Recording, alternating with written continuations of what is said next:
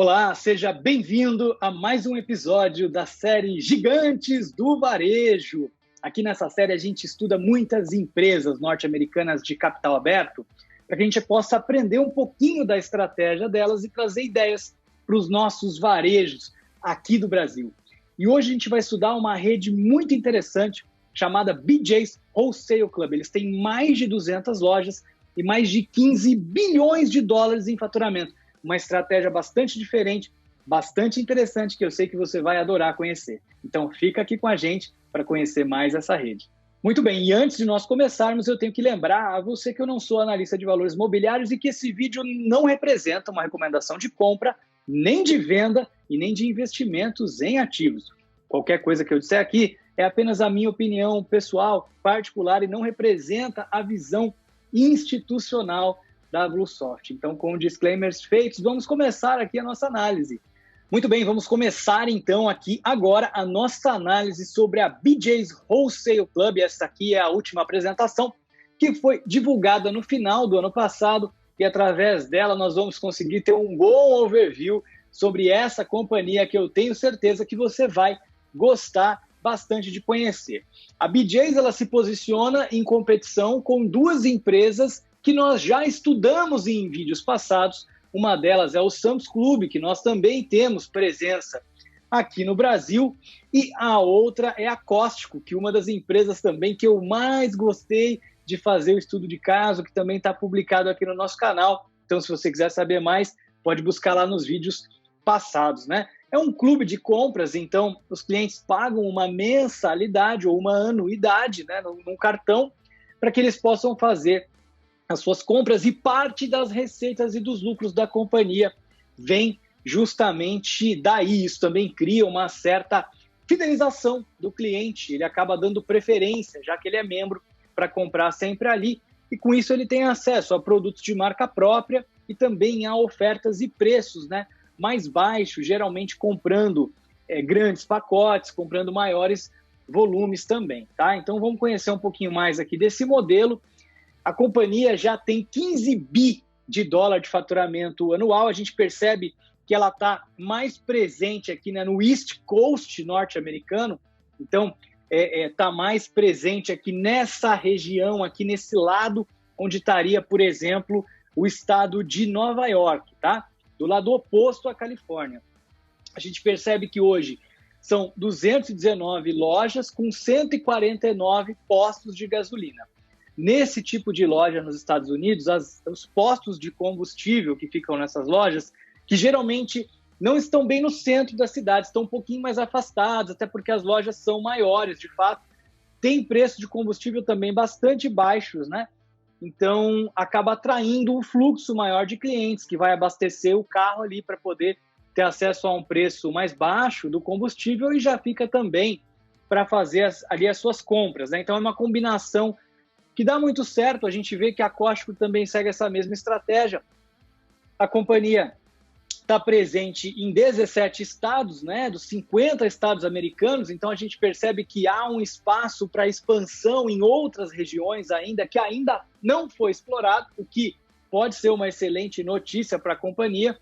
A gente tem aí também 803 milhões de dólares de EBITDA ajustado e 6 milhões de membros ativos com uma taxa de renovação de 87%. E o que é mais interessante é que a gente vai ver que esses números de membros vêm crescendo numa taxa bastante interessante, o que dá uma visibilidade para o futuro muito positiva para esse negócio também.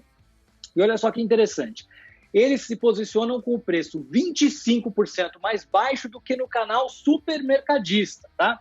Eles também conseguem condições muito interessantes de real estate, ou seja, de imóveis, e eles têm 3 vezes mais presença do que o próximo competidor, né, no estado de New England, por exemplo. Então, quer dizer, em algumas regiões eles têm mais lojas, eles estão mais bem posicionados em termos também de praça.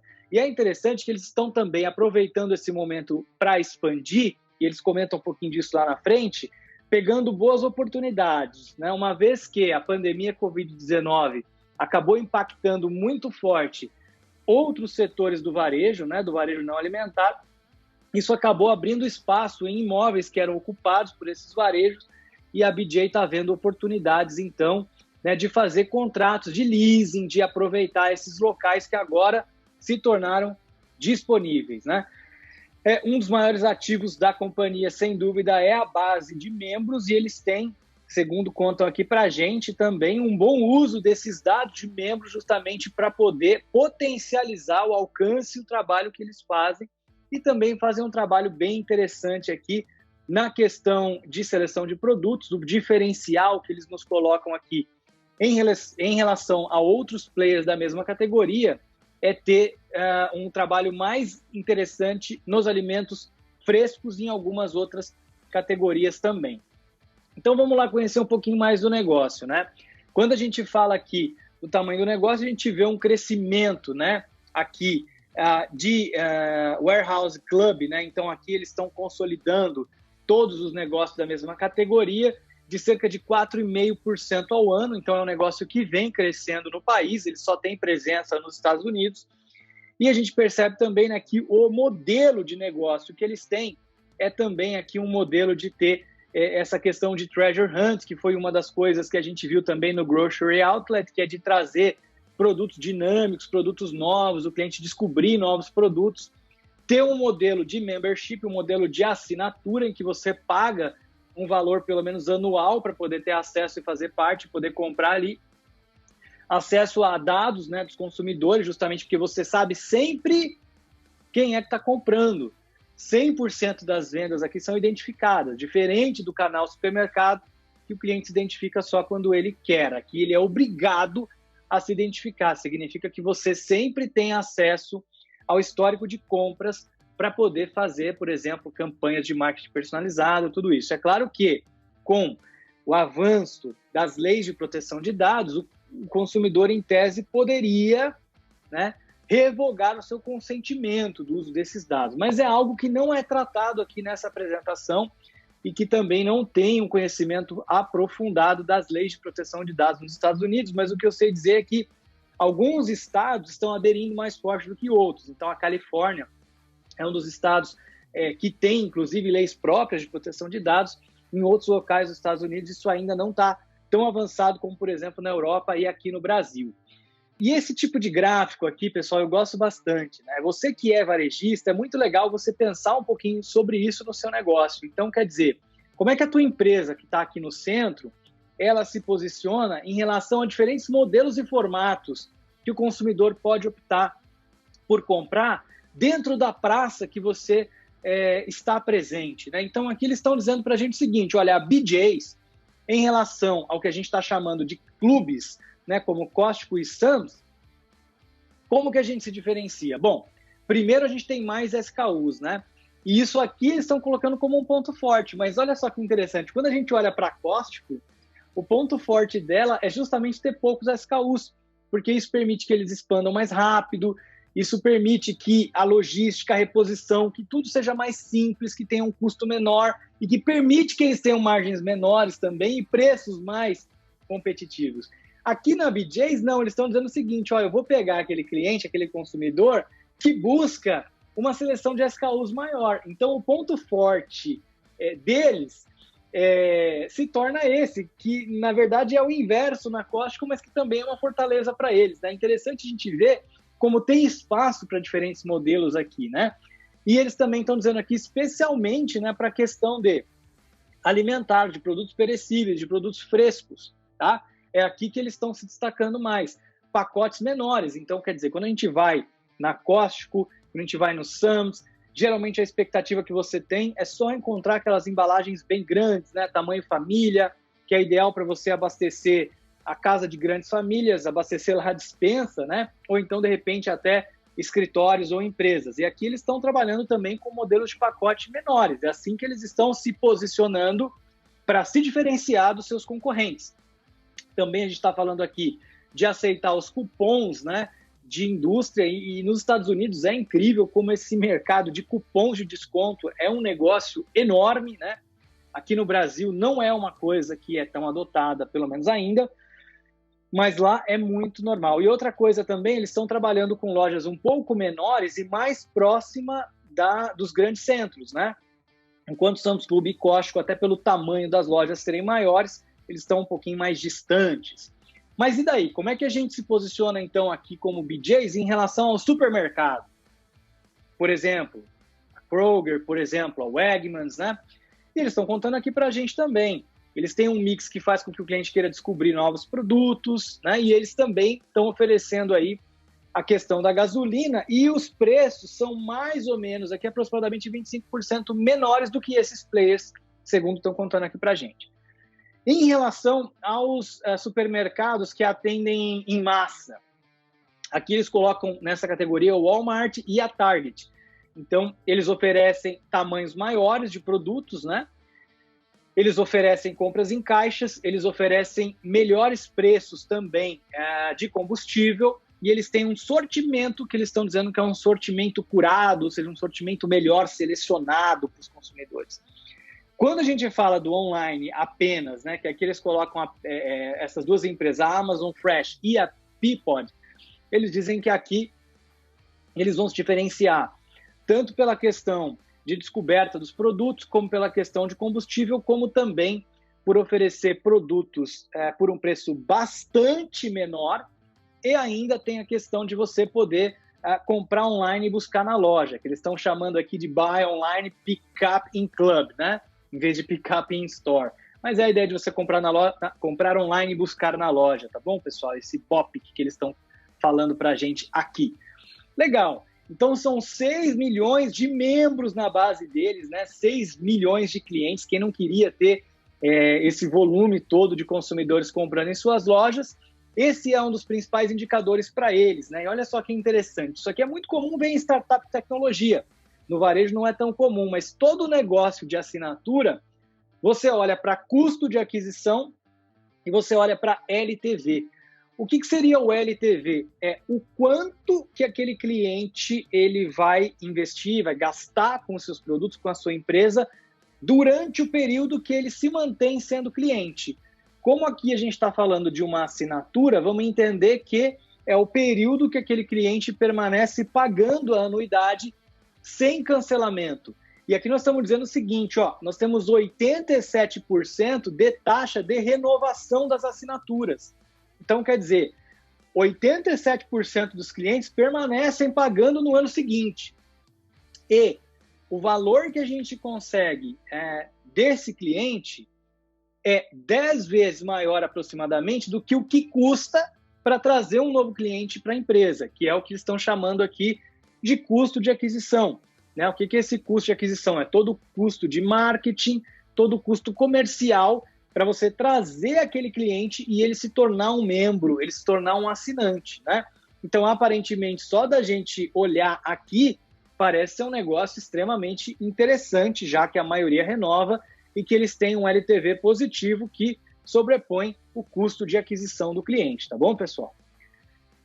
Aqui são as ofertas, né, que eles têm, então a taxa varia aqui de $55 até $110, tem alguns cartões diferentes, né, a bandeira pode ser Master, e aqui tem benefícios diferentes que eles oferecem também para esses clientes que são assinantes.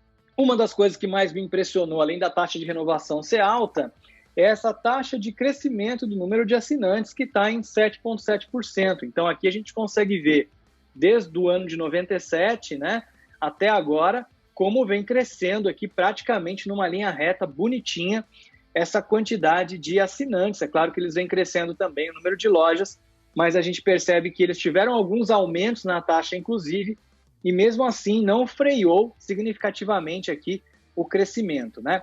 Então, o CAGR aqui que nós estamos falando, né, é a taxa média desse período todo de crescimento aqui, que é 7,7%, bem interessante aqui para um negócio de assinatura, né, pessoal?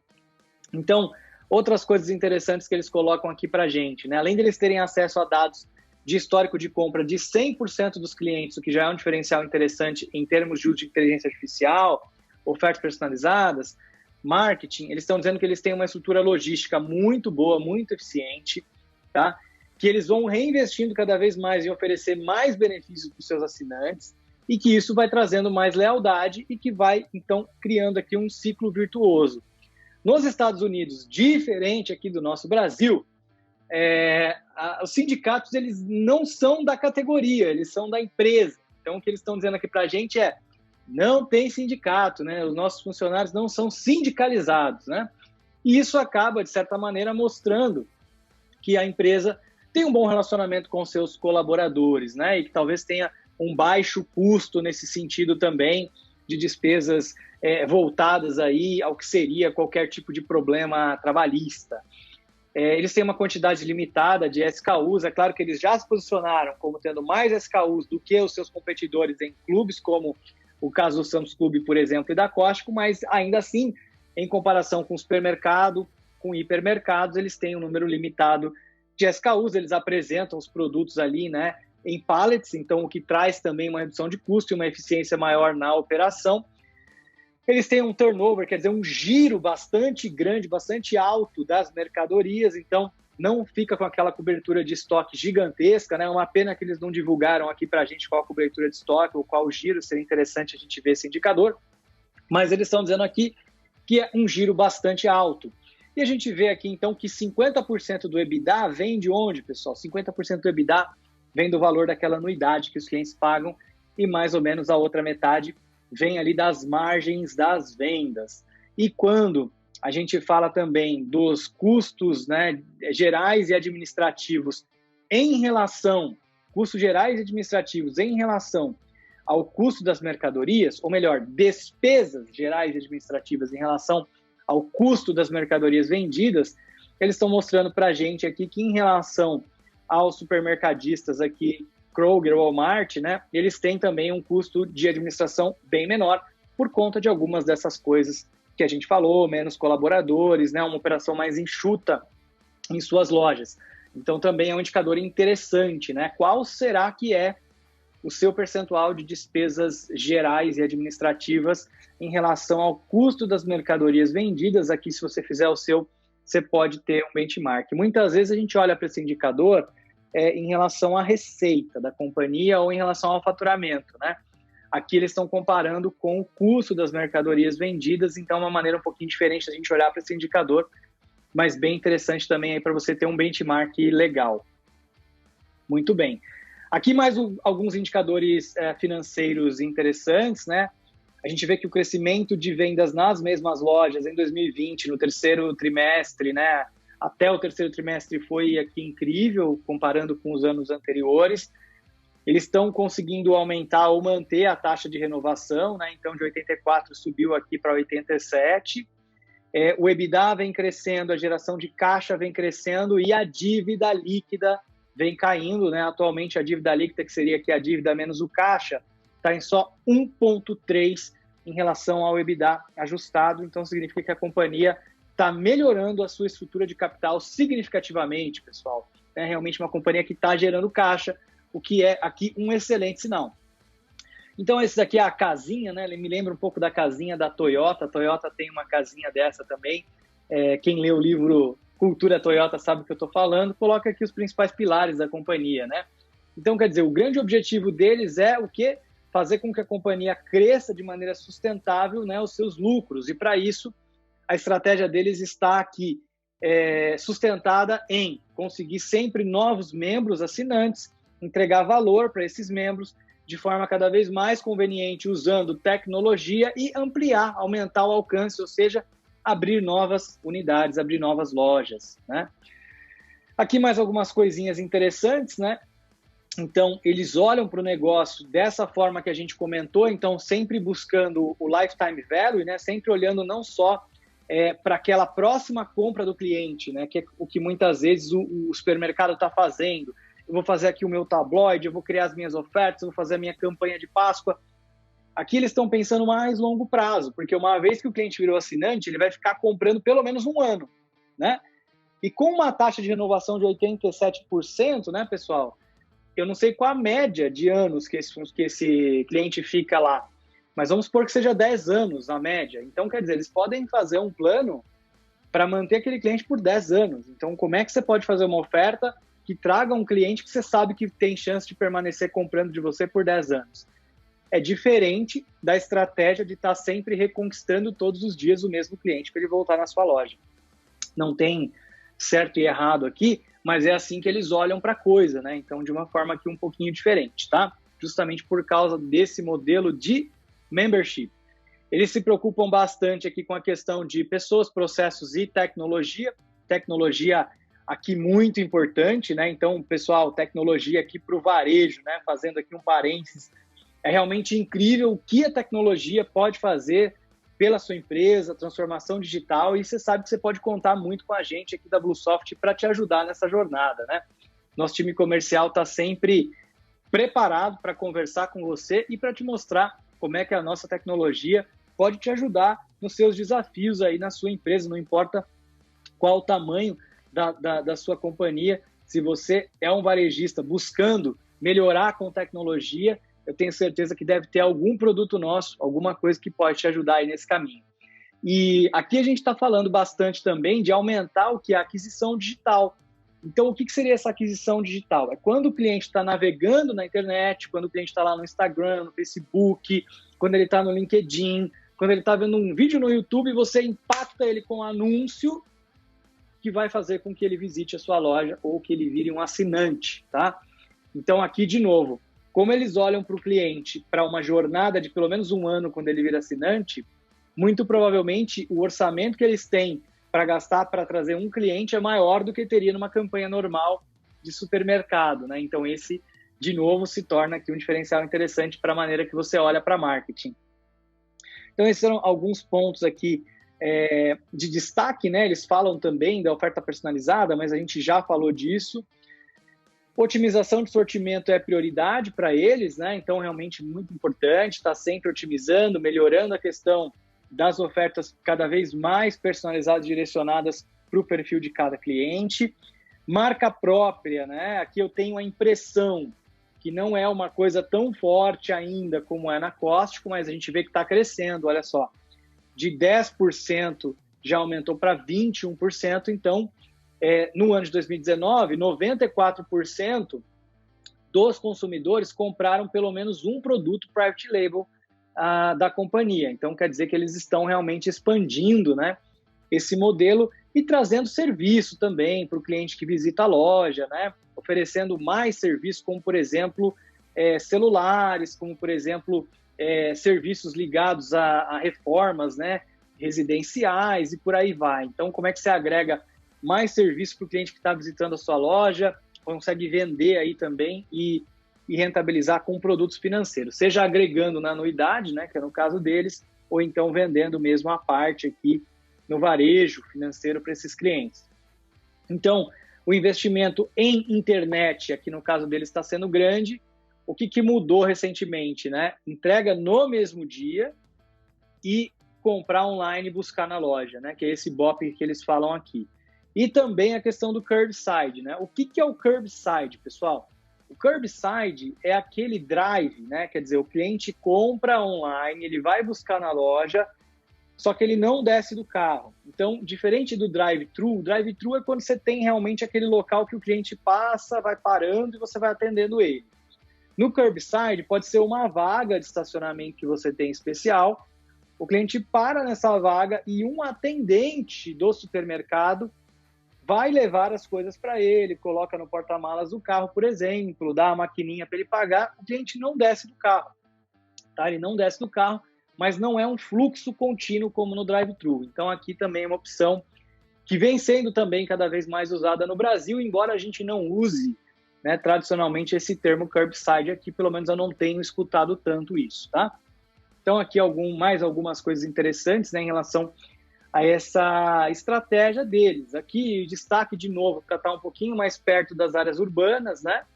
Aqui também uma questão interessante, né? Olha só, quando a gente fala de expansão e da importância também da sua cadeia logística. Então, se você pensa em expandir, por exemplo, você já tem um CD, você pensa em criar um CD, você tem recebido as mercadorias sempre loja a loja, o que você já está centralizando?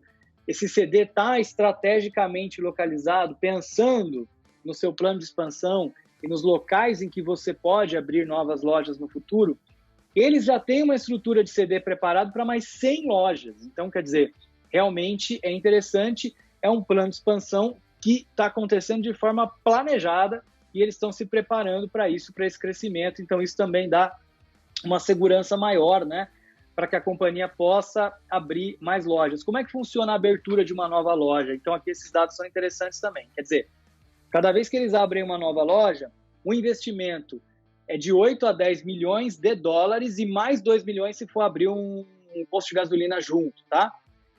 A loja, o faturamento dela vai crescendo, então, ao longo do tempo. No primeiro ano é esperado um faturamento aqui de 35 a 40 milhões de dólares e no quinto ano já é um faturamento aqui esperado de 58 milhões de dólares, né? A gente vê que esse é o faturamento médio de 58 mil dólares, mais 50 milhões de dólares já é considerado um faturamento maduro.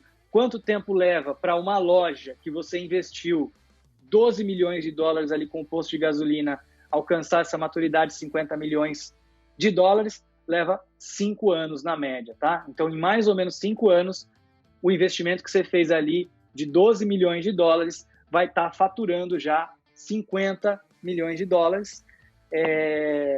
No primeiro ano, geralmente já tem EBITDA positivo, então já dá lucro, né? E depois de 5 anos você tem o total payback. Então, quer dizer, depois de 5 anos você já gerou de caixa os 12 milhões que você investiu ali no início quando você resolveu abrir a nova unidade, tá? Isso aqui pode servir também aí para um benchmark, né? Como é que foi a sua experiência aí nas últimas lojas que você abriu na sua rede? Então, é um exercício bastante interessante de se fazer também. Bom, pessoal, como toda companhia de capital aberto, né, ou como a grande maioria das companhias de capital aberto aqui, a gente vê que eles têm uma preocupação grande em comunicar as ações de responsabilidade social que eles estão fazendo, né? Então, eles têm uma preocupação também com a comunidade, em reduzir desperdício, né? Então, aqui, de alguma maneira, deixar melhor a região, o local, o bairro em que eles instalaram as suas lojas. Então, eles estão destacando aqui algumas coisas, né? Como, por exemplo, reciclagem de pneus, reciclagem de papéis, redução de desperdício, uso de energia solar, transportes mais eficientes, uso de iluminação por LED que consome menos energia, para citar algumas coisas. Depois, se você tiver interesse, não é o foco aqui do nosso estudo, você pode aprofundar um pouquinho mais em ações que eles estão fazendo e, quem sabe, alguma dessas iniciativas também não pode ser interessante aí nas suas lojas, né, pessoal? Bom, aqui a gente pode destacar os números, né? O que eu quero aqui colocar é realmente incrível como o EBITDA vem crescendo, saiu de 3,8 para 6,6. Também interessante a gente ver esse crescimento do resultado, né, que saiu ali de 45 para 188. Então, são números que chamaram um pouquinho mais de atenção. E muito, muito, muito impressionante também como a companhia vem gerando caixa e pagando dívida, né?